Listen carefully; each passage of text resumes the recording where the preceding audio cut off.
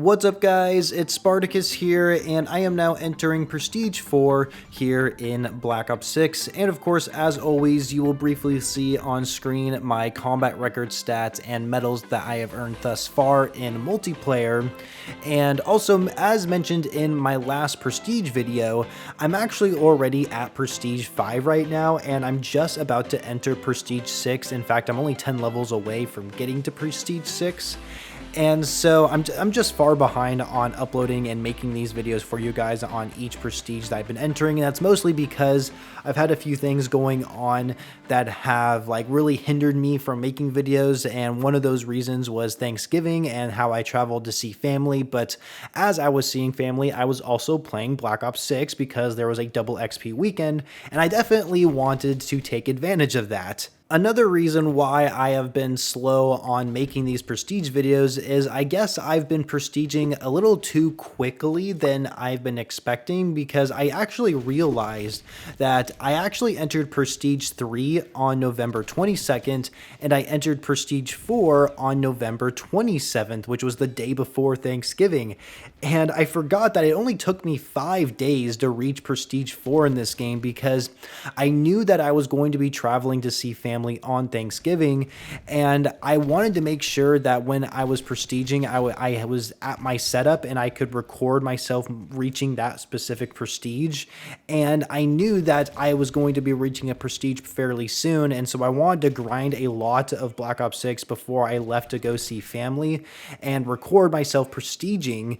And so of course, after I reached Prestige 4, at least the day I reached Prestige 4, that's when they added the double XP event for Thanksgiving weekend, and so therefore I was able to reach Prestige 5. And so yeah, I was just prestiging really quickly in the span of 2 weeks, and so I've not been able to keep up with making any of these videos. Now, one thing I want to address in these prestige videos, and it's something that I didn't address in my Prestige 3 video, and that is the rewards you get for entering each prestige. So here with Prestige 4, the prestige emblem you get next to your name is a nuke that is an obvious reference to Nuketown.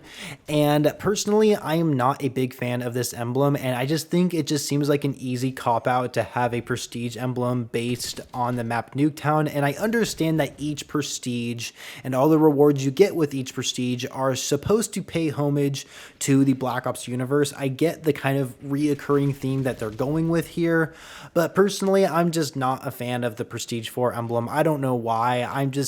It just doesn't really stand out to me personally, and also the rewards don't stand out either. I'm going to be honest with you, Prestige 4 probably has one of the worst rewards out of any of the prestiges, and so the only two rewards I would say that are really redeemable out of this bunch is the Gobblegum Pack and the XM4 Atomic Commando Blueprint.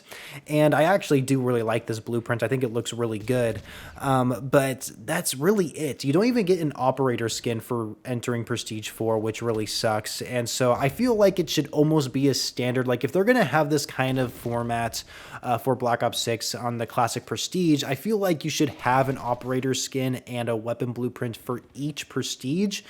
Perhaps I'm asking too much there, but I mean, there's a lot of great things you get out of the Battle Pass. There's a lot of things you can get in the shop that you can spend real life money on, and that just look absolutely phenomenal. But when you prestige in this game, when you actually play the game and grind it out, the rewards just don't really seem worth it all the time, and that's just really disappointing to see here with Prestige 4. Moving on to the next part of the video, I want to talk about some of the additional weapons that I've gotten gold on. And so starting with the XM4 itself, I did end up getting this gun gold.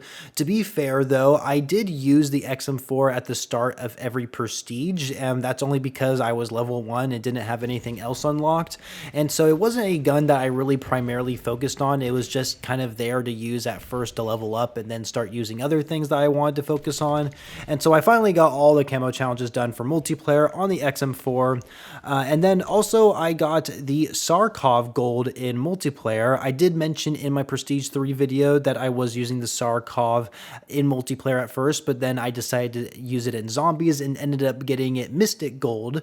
So now I have it gold in multiplayer, and I gotta say, like, the Sarkov is really fun to use in multiplayer, and I still hold to what I said in my last Prestige video, and that is that I think the Sarkov is a very good gun in the hands of a higher skilled player, and that's typically meaning someone who is really accurate, because it is a semi-automatic weapon. It is a one-shot kill to the head at certain ranges, and so yeah, the Sarkov can definitely be really deadly. And a matter of fact, the Sarkov is actually the first gun that allowed me to get a kill chain here within Black Ops 6. And of course, it was on the map Stakeout. The map Stakeout is obviously such an easy map to get a kill chain medal, but to use it with the Sarkov, I think is pretty impressive in my book, just because it is a semi-automatic weapon, and typically everybody's using shotguns, melee weapons, SMGs, assault rifles, really anything that's really close range when they play the Stakeout 24/7 playlist. But I wanted to use the Sarkov and show off with it, and sure enough, I ended up getting a kill chain, which was really satisfying. The last gun that I got gold leading up to this Prestige is the AEK 973, and I did get this gun gold in multiplayer and Mystic gold unlocked for it in zombies, and this is probably my favorite marksman rifle to use in the game. It's kind of debatable between this and the Sarkov. The Sarkov and the AEK are probably my top two marksman rifles as it stands right now. However, I have yet to use the DM10, so maybe that will all of a sudden become my favorite marksman rifle to use. But as of right now, I really do like using the Sarkov and AEK, but the AEK itself, it's a burst fire gun, so if you have the setting enabled, you can actually hold down the trigger and it will actually continually keep shooting its burst fire, which is kind of nice. But the AEK, it can be a one burst kill at certain ranges, and of course that headshot multiplier definitely helps as well. Yeah, I really like using this gun. It's okay to use in zombies. Honestly, I would stay away from burst weapons in zombies. I just don't really think they're that great to use against really any enemies, especially when you reach higher rounds. But I decided to get it gold anyway. I mean, I plan on getting like every camo unlocked for every gun in the game anyway, so it was pretty much bound to happen for me to get these camos unlocked. But in multiplayer, yeah, I really like using this gun in multiplayer.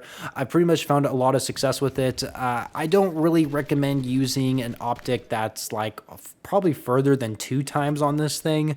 I definitely like to use the rapid fire attachment, because having that faster time between each burst can be life or death situation, and has certainly saved me in certain situations. So I mean, take that with what you will. I do really like using the rapid fire attachment on the AEK. However, it does add recoil to the gun, making it a little bit more difficult to take out targets at longer range, but I definitely would recommend using the rapid fire attachment on the AEK itself, or really any of the marksman rifles, to be honest with you guys. And so yeah, that's really all I have to say for this video. I hope you guys enjoyed it.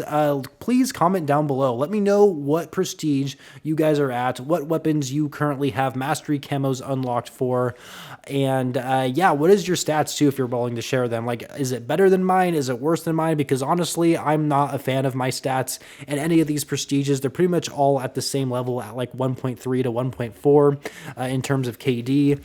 And so let me know your guys' thoughts down below in the comments.